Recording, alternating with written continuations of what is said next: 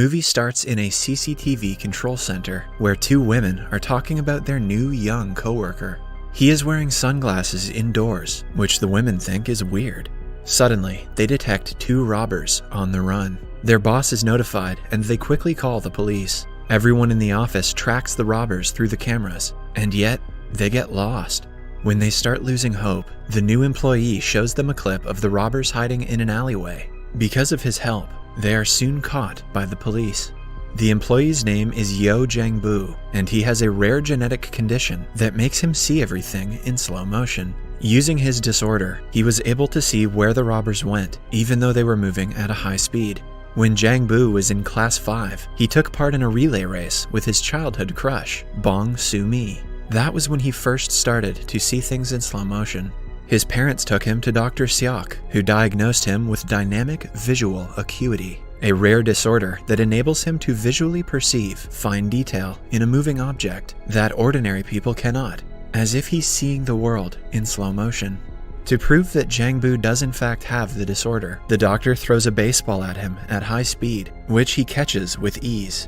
Had the test failed, Jang Boo could have sued that doctor's ass. The doctor advises him to wear sunglasses at all times for comfort. After Jang Boo is diagnosed, his father flies to a foreign country to earn money for his treatment. Jang Boo is left at home with his mother and younger sister. He claims that the disorder has been a blessing and a curse at the same time. Although he could watch the wind move women's skirts in slow motion, he was bullied in school for his sunglasses. His only friend then was Soo-mi, who he started to fall in love with. But as time passed, Soo-mi got severely bullied for being his friend, and so she left him. Following that, Jang Boo has never had a friend. He wanted to lose his eyesight altogether, so he watched TV all the time. His vision didn't really get worse, but he developed an obsession with K-dramas, a fate worse than blindness. He learned all the social skills from the actors in the drama, but never got out of the house to practice them.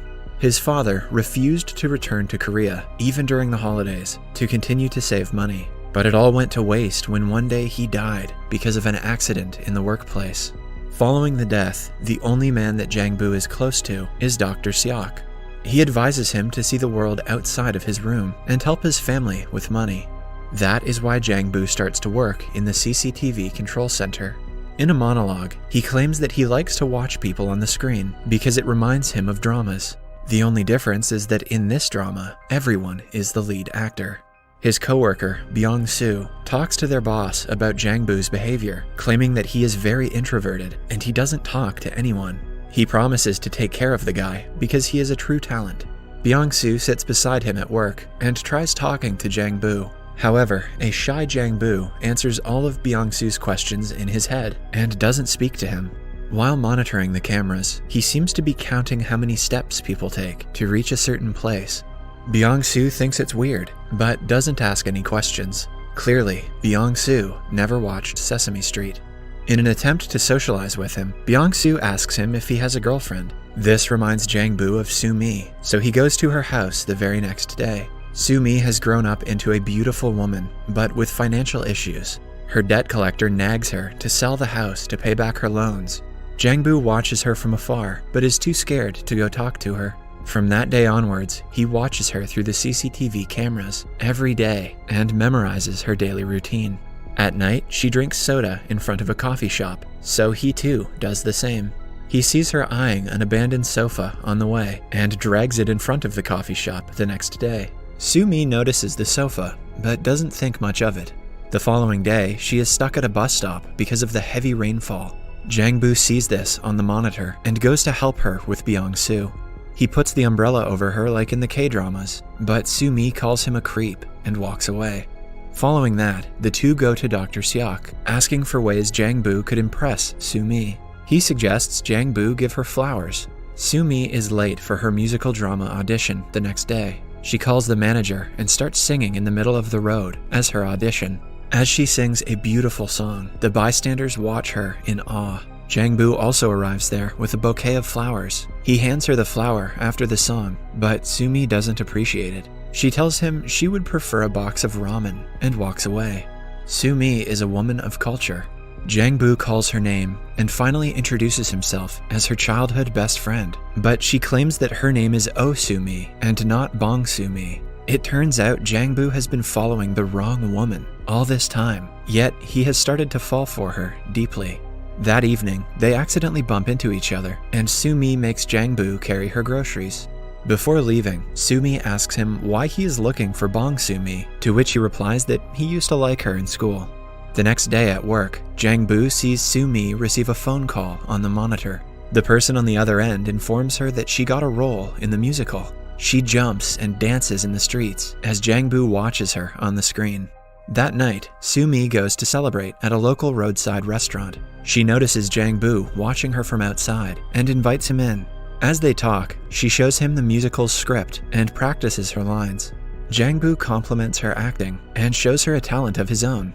Soon, the entire restaurant watches as Jang Boo catches spoons thrown at him.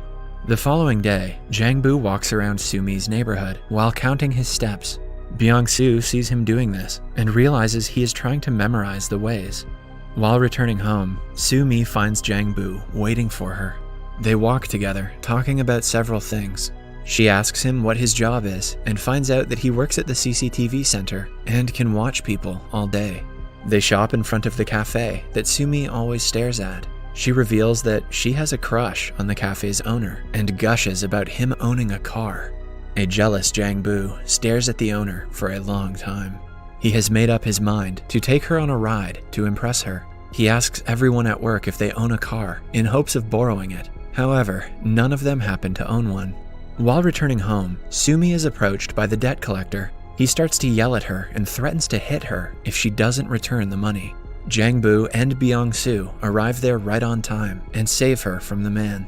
When Jang Boo returns to work, Soo-mi yells thank you to one of the cameras, knowing that he is watching on the other end.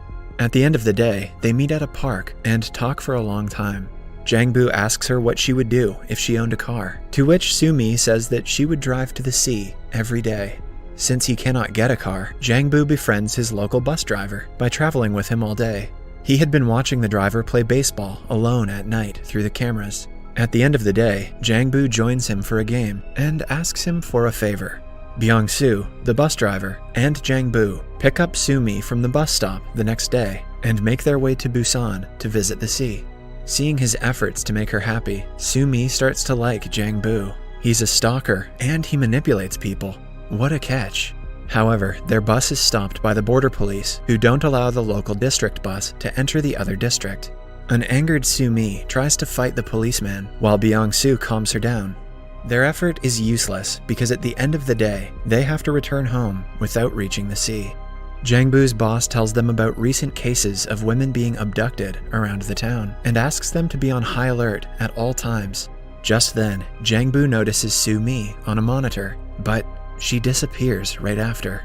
He freaks out and rushes to see if she is okay, only to see that she was trying to prank him to see if he would come.